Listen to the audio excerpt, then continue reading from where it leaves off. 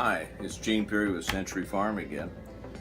We were talking today about getting the proper fit of saddles on a horse, and one of the interesting things is that you'll change horses, but you never change your saddle.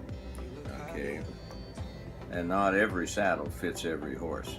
So what do? Well, we run 25 head of horses here, and we change them occasionally. And I got about 40 saddles around here, and we have the option of adjusting saddles a little bit around. But what most people do is pad it or work with it or put the horse through some really uncomfortable situations because the saddle doesn't fit, but they use it anyway. But let's talk about it. You've got a new horse this first time, and you're going to get a saddle for the horse. Number one thing you're worried about is you don't want the saddle to sit right down on the spine of the horse, all right? Right underneath the saddle horn, that's referred to as the gullet. And the gullet needs to be up off of the saddle. Now, there's been a lot of times we put a saddle on a horse and said, oh, well, yeah, okay. You want to be able to slide your hand underneath the gullet between the spine and the scapula there and the bottom portion or upper portion of the saddle. You want to be able to slide your hand in there. You will find many times that after you've ridden the horse for an hour or half an hour or whatever, that the saddle has slid back and no longer is it off. And what you thought initially fit the horse pretty well is right down on the spine. So, what do? And I'll be honest with you, I got a running argument with one of the girls that works for me on there. What we have had to do is we take a saddle blanket, fold it over, put it crossways across to widen the shoulders out, or the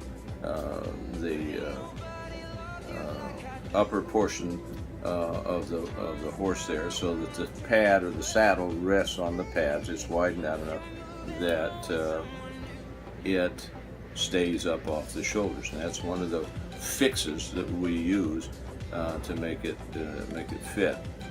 Now, but if you're trying to get a proper fit, you're looking for a saddle that, as I say, stays off the scapula, but you don't want the swell or the pommel of this to come back and arc in so tight that it's digging into the upper portion of the horse's shoulders on there, where it's just putting all the pressure right on there. And you need somebody that's had some experience to help you, all right? Have them go along and pry the saddle out. A lot of places will let you take the saddle out if you got the horse in the trailer and try it and see if it fits comfortably, all right? I'm new, I don't have a trailer, I don't have the ability to transport the horse there, and the shop says I can't bring the saddle home. What do I do? Okay, what you're trying to do is you take a coat hanger and you bend it. This is a poor man's fix on this, all right? You put a coat hanger and you set it right there on the withers of the horse. That's above the shoulders. Shoulders come up, then there's some muscular area up and known as the withers that sits right, and that helps hold the horse's neck and stuff up there. You bend that coat hanger so it fits snugly right against that. You bend that until that's right on there. And then you very carefully lift that off the horse, take it to the saddle shop, and then you slip that up and under and see how that saddle, if it goes all the way up in that gullet, then you know that's not going to fit very good.